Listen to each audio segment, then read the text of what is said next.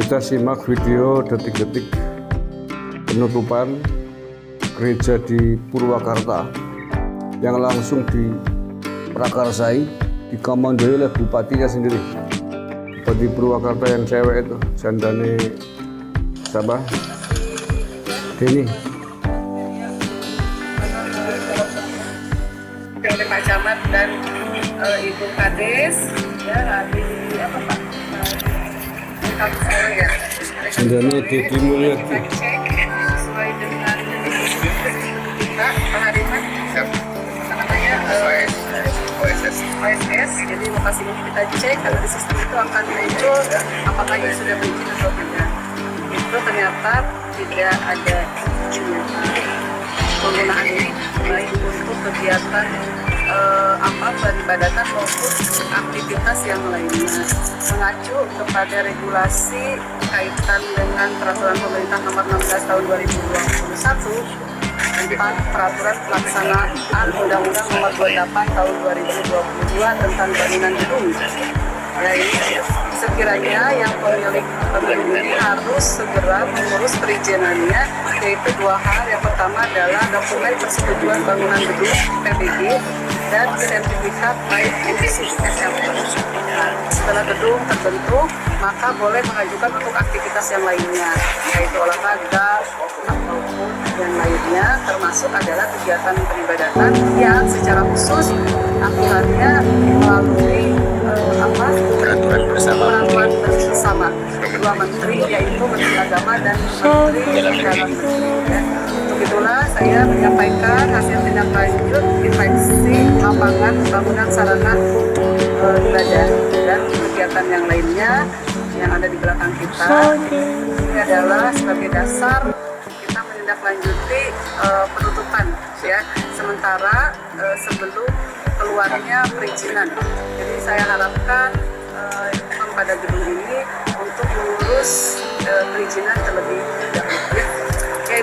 Oke ya. Saya kira pemerintah harus turun tangan ya. Harus bersikap tegas atas fenomena-fenomena serupa yang akhir-akhir ini kerap sering kali terjadi. Yang masih belum hilang dari ingatan kita peristiwa Lampung ya, pembubaran gereja di Lampung. Sama juga alasannya izin. Alhamdulillah pelakunya sudah ditangkap ya, di Lampung ditahan. Kemudian belum lama peristiwa Lampung muncul lagi peristiwa Kulon Progo, penutupan patung Bunda Maria.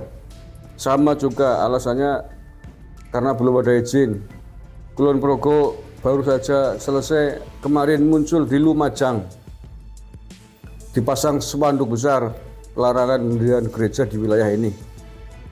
Ini belum selesai masih hangat, ini lagi di Purwakarta. Sama alasannya izin. Ini ya, yakin kalau alasan serupa diterapkan sebaliknya untuk umat Islam, entah berapa musola, berapa tempat ibadah yang layak untuk ditutup seperti itu. Seandainya mau ada tindakan balik seperti itu. Tapi apa ya hal itu mau dilakukan? Bisa perang saudara negara ini, bro. Loh ya, ini di Jawa Tengah, di Jawa Barat, di Jawa lah ya. Banyak umat muslimnya. Coba kalau kita lihat di Indonesia bagian timur, di NTT sana, di Papua, di Kupang. Kalau model egoisme semacam ini dengan dalih bersembunyi di balik perizinan, berapa puluh musola masjid yang bisa ditutup gara-gara itu. Tapi itu kan nggak baik lah. Kita semua tahu tuh.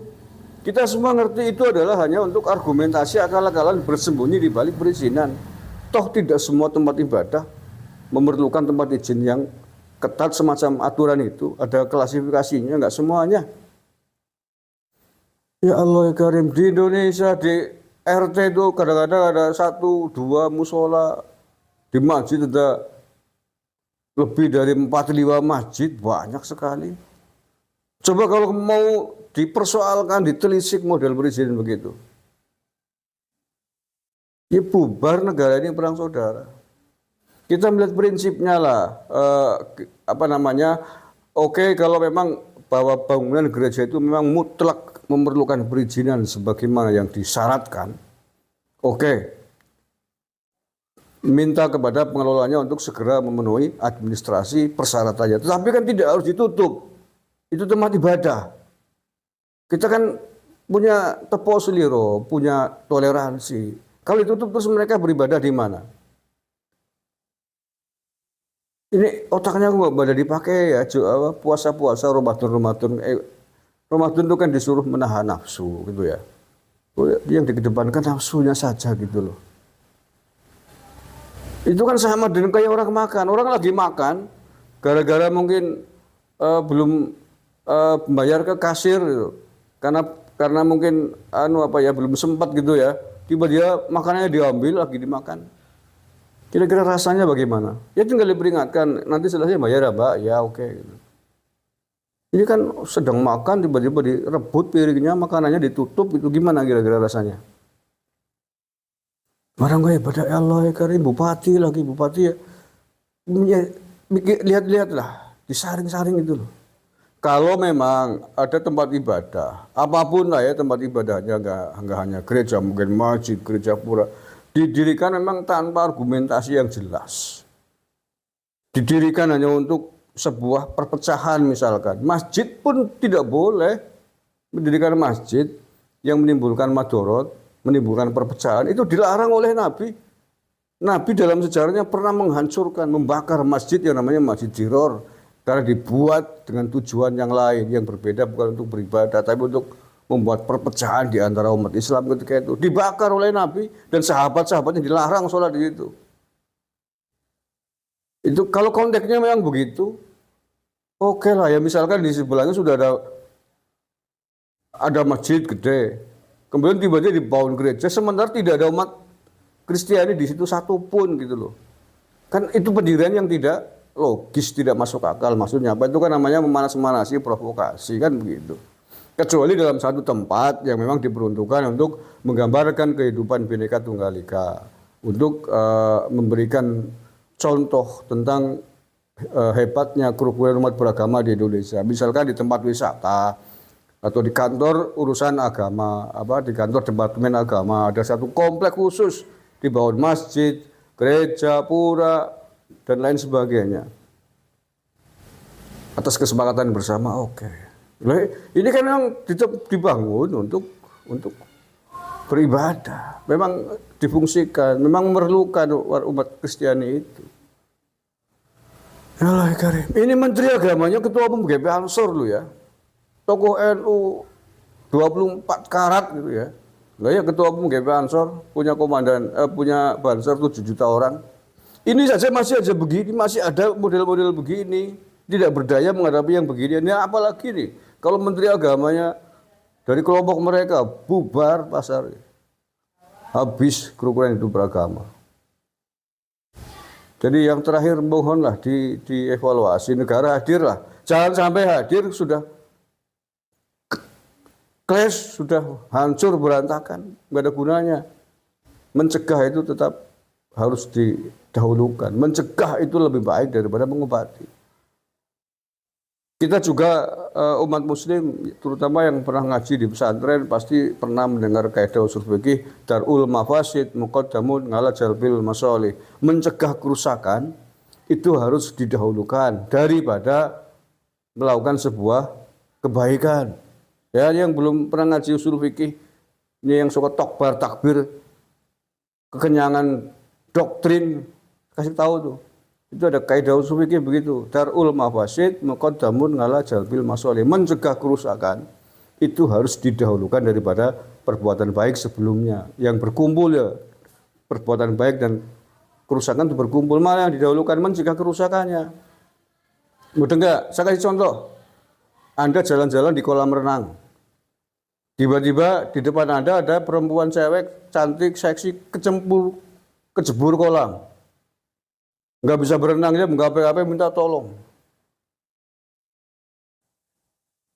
Maka demi menyelamatkan kerusakan, demi mencegah kerusakan, yakni agar wanita itu tidak mati, itu rusaknya di situ, maka mencegah kerusakan harus didahulukan daripada perintah kebaikan sebelumnya. Anda harus secepatnya menolong wanita itu, walaupun Anda harus memeluk, membopong, mencebur, walaupun Anda harus memeluk. Itu harus dilakukan seperti itu demi mencegah kerusakan, yakni kematian yang bisa timbul pada wanita itu. Itu harus didahulukan ketimbang perbuatan baik yang diperintahkan pada awalnya. Perbuatan baik yang diperintahkan sebelumnya apa? Jangan melihat wanita yang bukan muhrim, apalagi menyentuh wanita yang bukan muhrim. Tidak boleh. Tapi dalam kondisi darurat, karena kalau tidak disentuh, tidak ditolong, wanita itu akan mati. Contohnya begitu, bro. Termasuk model gereja ini di Purwakarta, menurut saya tidak mengindahkan prinsip ini. Kalau mengindahkan prinsip ini maka mencegah kerusakan, yakni kerusakan perpecahan antar umat Islam dan umat Kristiani di sana. Perpecah, kerusakan yang timbul terhadap perasaan hati umat Kristiani yang tempat ibadahnya disegel. Itu pasti rusak mereka hatinya, hancur. Maka itu mestinya didahulukan daripada perbuatan baik tentang perizinan. Nah, itu didahulukan, kemudian minta baik-baik kepada pengelola gereja untuk memperbaiki, untuk segera melengkapi perizinan. Kalau memang itu harus. Allah karim. Astagfirullahaladzim. Assalamualaikum warahmatullahi wabarakatuh.